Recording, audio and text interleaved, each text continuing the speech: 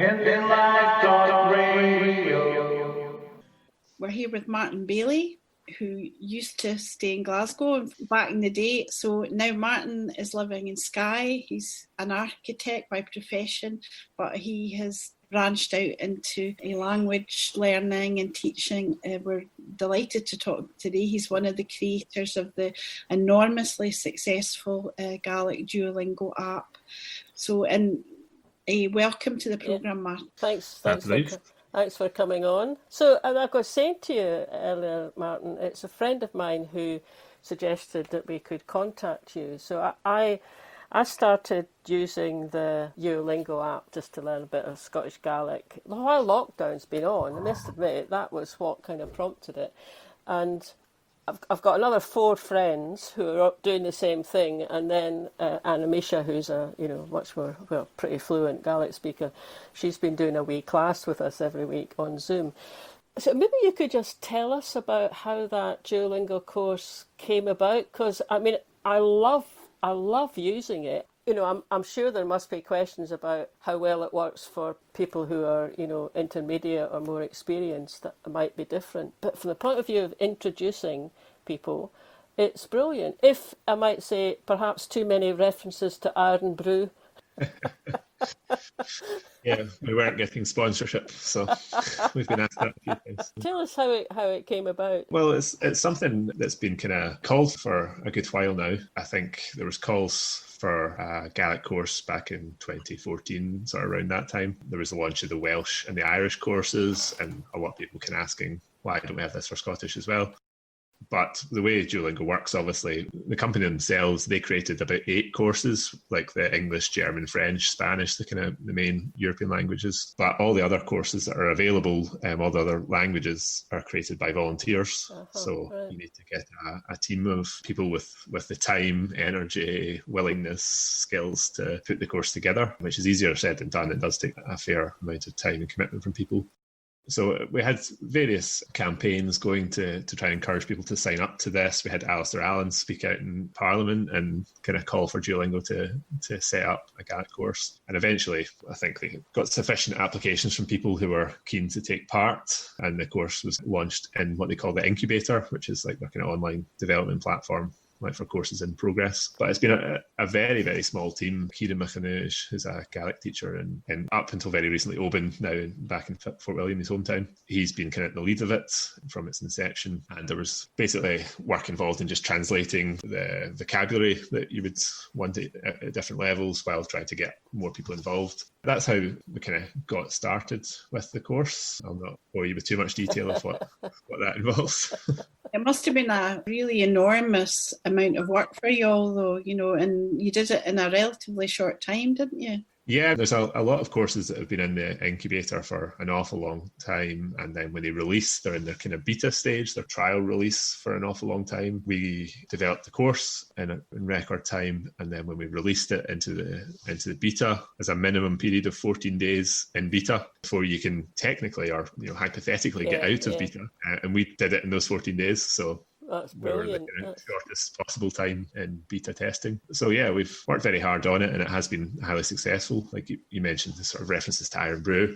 We were quite keen to get light-hearted Scottish cultural references in. We were keen to sort of get a bit of humour and story into the sentences. But it's a limiting platform. The reason something like Iron Brew appears often is because you can't introduce any words. You can't use any words that you haven't introduced as a learning item itself. So you have to teach people Iron Brew as if it's a Gaelic word in order to use it at all. Yeah. So you're restricted by the format of how these courses work and what you can do. Oh, that explains it.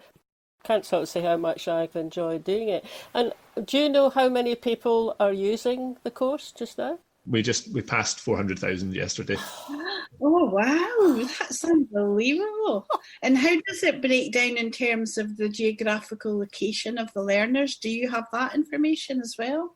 Yeah, the last I saw, so the majority, the place with the most learners is the United States. They have 36% of that number. And then the next, right behind that, I think it was like with 35, it's the UK. So they haven't given us a breakdown for Scotland versus England. And then basically, so 36, 35. And then the next after that is like Canada with 6%. And then all the other countries in the world with just like 1%. So it really is UK and the States, and to a much lesser degree Canada.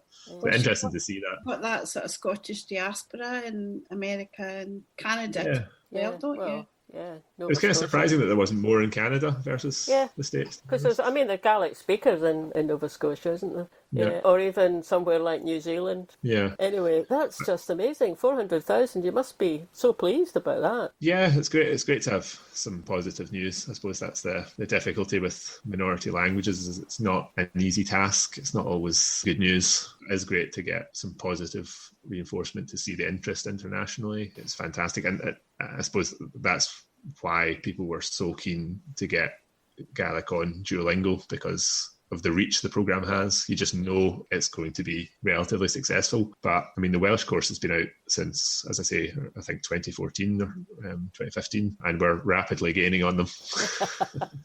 I noticed a couple of weeks ago on your Twitter account, there was a thread and a comment anyway that I found it interesting, and it was something I hadn't thought of, and it said there is a danger that the great progress that has been made on Duolingo could obscure the very real challenge that Gaelic communities face. It was quite interesting, the idea that a whole lot of people learning it to a certain extent doesn't really compensate for the decline in habitual speakers, if you like, people using Gaelic as part of their daily lives. I mean, some of our listeners may not be aware of the report that came out last week. I mean, I don't want to be too much of a downer and too doom and gloom.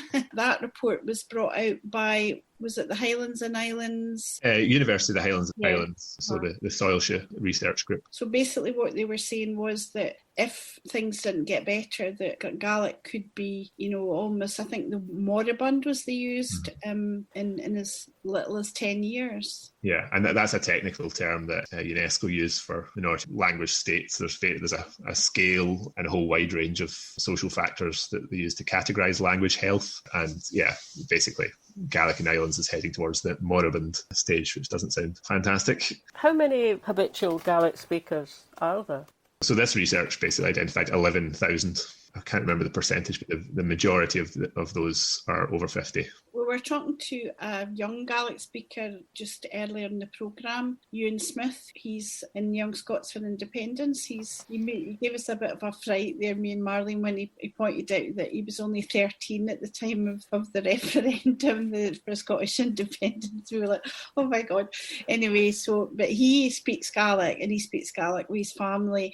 But he did say that he does speak Gaelic with some of his friends, but he said that it was a weird thing that he couldn't really explain, that there are some friends that he has and they speak Gaelic and he speaks Gaelic, but they don't speak Gaelic together. And he couldn't really get to the bottom of why that was. He said it was just an odd thing that I don't know if that's a phenomenon. If you've studied the language and the sort of patterns of speaking, I was wondering if that's something that rings a bell. Yeah, it's the difficulty of a kind of overemphasis on education. I mean, if we go back to the comment on Twitter, it's fantastic that there's an interest from learners and that Gaelic is gaining international recognition. But there's a lot in the debate around it, there's a lot of mixed opinions as to what we mean by community. What do we mean by a language that's alive versus language that's dead? People still speak Latin. People speak all kinds of languages that are not, in the sort of true sense of the word, a living language. And this is looking at kind of habitual use of the language as a day-to-day form of communication. So not something that people are choosing to do as a political statement or choosing to do through their own interest. It's something that just happens naturally. It's a population, a culture, a worldview. That is something that can't be replaced by individual learners. You don't become French by learning French. You can become French by moving to France and taking part in French culture, and the language is tied up with that. But the language itself doesn't give you a Gaelic worldview, doesn't give you automatic access into the culture, and it doesn't make you a Gael automatically. Yeah. So I suppose that's the debate here, and that there's been far too much emphasis on a kind of civic status for Gaelic as a national language of Scotland that has in many ways not addressed the unique difficulties of rural communities. And that's where you get into it's rural communities that habitually speak Gaelic. So things like housing issues, things like jobs, the young people going away to university and then being unable to move back even if they wanted to. All these things are tied up with why Gaelic is struggling in the islands. And it's not enough. It doesn't address that to just put in a Gaelic language plan at National Museum Scotland. It just isn't going to have much impact on the ground.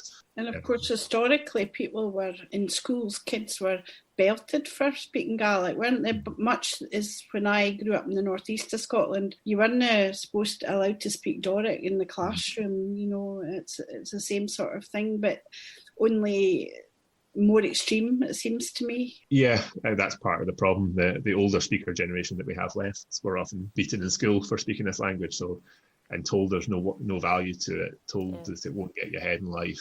There's all kinds of sayings that, you know, you can't buy a sausage in Gaelic past the Harbert Pier, the Tarbert Pier and stuff like that. Yeah. There's a real sort of post-colonial trauma in many ways. There's a lot of kind of cultural difficulties people have about what Gaelic means to them personally, and when you add to that the fact that as individuals in a rural community, and I see that here in Skye, that you have no power to deal with tourism, with Airbnb, with people moving into the areas to retire here. Like, these things are out with our power as individuals. And when your neighbour speaks English and there's no other house for a couple of 100 yards down the road, like these are your neighbours in your local community. It's very hard for you to, like you could in a city, to just walk around and not care what they think, to speak Gaelic, to do this. People have to live in close proximity in islands. Yeah, and then you depend on each other. Yeah. So it's a much more complicated picture on the ground for people who live in the islands. And that's why this new research that's come out is saying that we need to rebalance and address these issues in order to maintain a Gaelic-speaking population. Are there ways that it can be addressed, do you think? Yeah. Optimistic? Absolutely, yeah. I mean, there's recommendations in the book about kind of empowering local people to do something about it. There are examples internationally as how you can reverse language shift. It's something that's very difficult to do once language shift is kind of taken place. Like your example of young folk, although you can have Gaelic learning opportunities and Gaelic in schools, you know, we don't learn to socialise in school in a classroom setting. Like, that's not how any of us learned English or your first language. You learn by playing, by socialising in a community setting out with school. And if you don't have that type of language can't be taught in school, basically. There was a few interviews done in BBC Alapa the other night with young students at the Glasgow Gaelic School. And that's what they were saying. They have vocabulary for talking about school stuff, but when they're outside school, they don't have the vocabulary and they don't have the social skills to use the language in any practical sense. So again, it goes to too much emphasis on skills and numbers and not enough on ability. You can't choose to speak a language you don't speak sufficiently in order to do so. It's not a choice then. You haven't been provided with the skills in order to do that. It's very interesting. Although you mentioned that 11,000 people speaking it habitually, and I'm taking on board what you said. That's a particular way of thinking about it. There's maybe other ways in which it gets used. But what sort of proportion of the total population on the islands is 11,000, kind of roughly? I mean, is it a lot, or is it like half? Or just thinking, what's the population? It's about a third, I suppose. The population about 30,000. Right. So it's not a lot, but it's it's maybe significant. And that's the thing, when you talk about what can be done about it, the numbers of people in the islands is very low. So when the report talks about 15% of teenagers, that's about 5 people. And a lot of people have raised that. You can't have a language on the islands if there's no young people, and the number of young people in general is fallen because of these other issues. So 15% this, 25% that. The numbers are very small. If you were able to bring in Gaelic-speaking families for good jobs in the islands, and say they had 3 or 4 kids, that type of thing can make a huge difference in turning that around. You're not dealing with the point where it's thousands of people speaking English and you're a splash in the pond, as it were. Yeah. suppose that the other thing up there, I mean, it's such a stunningly beautiful part of the world, and maybe a good proportion of the folk who move there, I think, are doing it because they can afford to buy a house and they want to retire, or it's a second home or something that's rented out to holidaymakers. I mean, all of that kind of none of that helps, does it? No, I mean, I myself, I moved to Skye as an architect initially, and now work for the Gaelic College Salmarostig, but it's nigh on impossible for me to buy a house here and kind of relocate. So I still have a flat in Glasgow. I have to rent from a co-worker here. So it's very hard for people to relocate, even when you have decent jobs. Even if you're moving here as an architect, it's hard. And there's not an awful lot of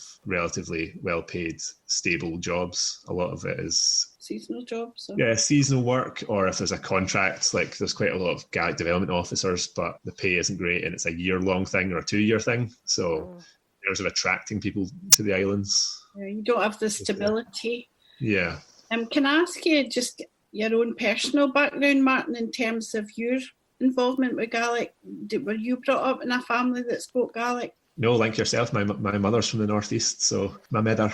Yeah. It was Doric that I heard in the house. That makes 3 of us. My mum was from round about Brecon. My mum's from Glasgow. Funnily, I'm from the northeast, but my mum she went from Glasgow because my granddad worked in the railway, and they moved up from Glasgow. He was an engine driver from Springburn. You know who Springburn's a big railway area. So you learned Gaelic when you were older then, Mairtinn? Yeah, as I say, my grandparents' generation, particularly my grandpa from Inverurie and sort of Inch, Kemney way, very strong on Doric, but it's just very difficult with Scots. I don't want to sideline into that conversation. It's a whole other kettle of fish. That's another kettle of fish. How difficult it is to sort of learn or use a language like that. I basically, when I joined the SNP in 2001-2 or something like that, at the time I bought a Teach Yourself Gaelic book as part of I need to learn this language. And I didn't do anything with it, I must say, for about 10 years after that. Are you pretty fluent now then? Yeah. It works all through Gaelic, so fantastic. Funnily enough, we've got a question here. You're perfectly placed then to answer this question. In our public chat room, we've got a question from James, who's asking, do you have any tips you can give to try and make the learning easier? Yeah, practice, I suppose.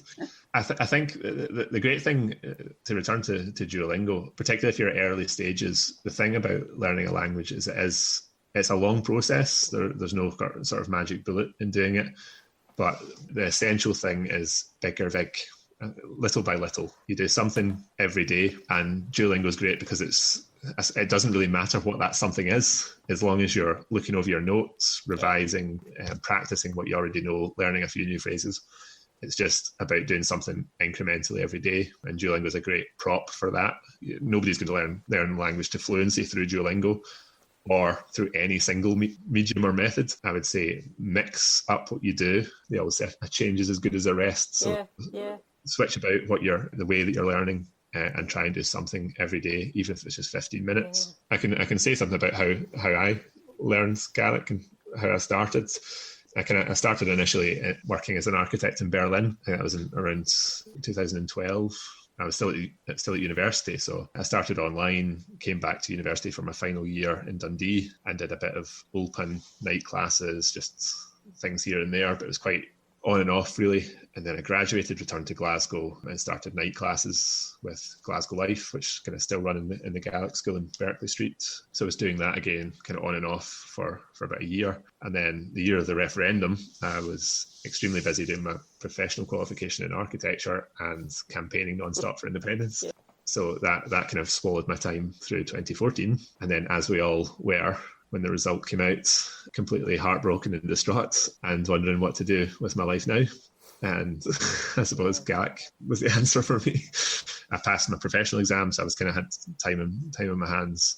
And I went to Connemara in the west of Ireland for the Hogmanay in 2014-15. And I suppose I saw then in thatched pubs in the middle of the country with a bunch of folk in them speaking Irish together, and coupled with kind of reading what Patrick Pearse and folk like that said about Irish independence movement, that political autonomy is one thing, but the soul of the nation is in the language. And seeing that for real in Connemara really sort of moved me to say, this is what's important. We need to maintain our culture and language. And yeah, I kind of threw myself both feet in then.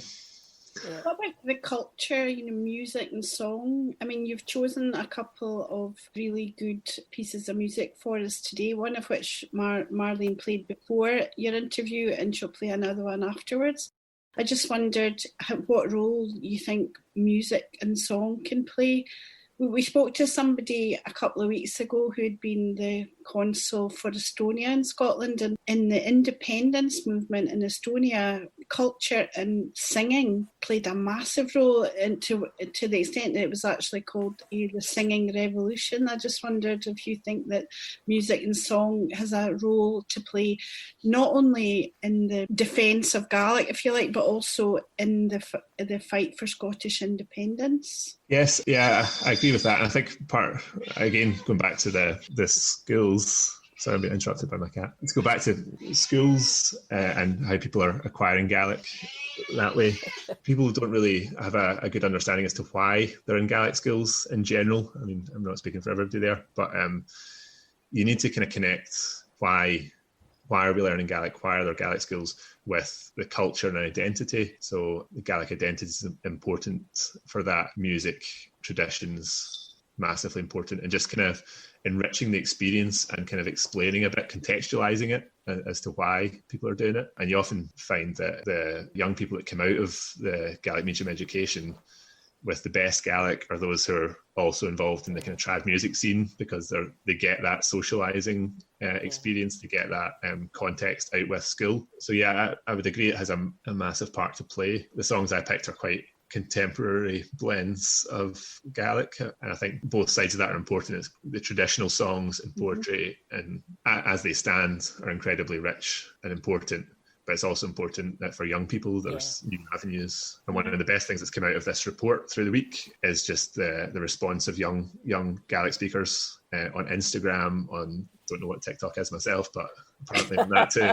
Is TikTok not the platform that almost single-handedly brought down Trump's rally in Tulsa by sabotaging all the 16-year-olds using TikTok to sabotage it? Yeah. People have responded really well on those platforms and are using the language. So while I think there's no replacement for genuine community and for speaking to people in pubs and on the streets and in the shops, it is great and important that Gaelic is seen as something that can be used for more contemporary expression as well. Yeah, I listened to some of the tracks because you chose one by Nightworks, who I hadn't heard of. So I was listening to the one that you chose, and I listened to a few others, and then a bit me goes, oh, it's a bit modern. It's obviously got a traditional aspect of it, but to my ear, it's a bit modern. But that's to my ear, and I like traditional Scottish fiddle music. That's what I kind of play. But you're right. I mean, younger generation, they needed to make their own connections with them, don't they? Yeah. Can I ask you, because we're rapidly getting to the point where we need to say cheerio to you, Mairtinn, so can I just ask you, on the sort of Scottish independence front, obviously we're IndieLive.radio, and you must spend every sort of living, breathing hour on the language at the moment, because you're involved in Sava Morostig and also the Duolingo. It must take up a huge amount of time, but I just wondered if you're still involved in, I know that campaigning's gone on hold a little bit because of the pandemic, but I just wondered if you're still keen on working. I know you were an active campaigner for independence when you were down here in Glasgow. Is that something you're still keen to keep up? Yeah, passion for independence and doing whatever it takes to deliver it is not wavered at all. I would say that one thing about moving to Skye has given me a kind of new perspective on many things, like the language, but also in politics. I found it much easier to campaign in urban settings. And before I was involved with the Kelvin branch, I was in East Dunbartonshire, staying with my dad when I graduated. So I did a lot of campaigning there, and before that I was at University of Dundee and did a lot of campaigning there. So I've kind of had a few different contexts, but the rural context I find very difficult, just because it's so time consuming to chat doors. I'm still quite social media and all that are great and have a part to play, but it's understanding that there's like 4 million people in the electorate in Scotland. There's like, I don't know, 30, 40,000 of us on Twitter. There's like 1 million maybe on Facebook. The majority of the electorate are not on these platforms. Yeah. And there's no real way to reach them other than chapping on their door and asking nicely if they're going to vote for us. Yeah. And where that's easy enough to do in cities, up here it's a kind of more mammoth task. Totally car reliant. You'll wear through multiple pair of shoes, all to get to 30 houses. So I found it very difficult to transition to doing that here, that you can spend an entire day and you've literally given out 30 leaflets. Because the houses are so spread out. So yeah, I probably haven't been as active. Oh, none of the Sky branch are listening. I haven't been as active up here as I was in Kelvin. I wasn't going to try to accuse you. I remember you were always on your bike. That's what I've got that in mind. You were always fleeing about on your bike here, I remember, and I just remember you being very active. But there's more than one way, and what you're doing is a form of activism that is, invaluable. So there's more than one way. I was going to say to skin a cat, but maybe I shouldn't say that. I nearly fell out with Mairtinn one week because there was this growling noise, and I thought it was her stomach rumbling on one of the Zoom conversations, but it turns out it was this lady's wee Jack Russell that was at her feet.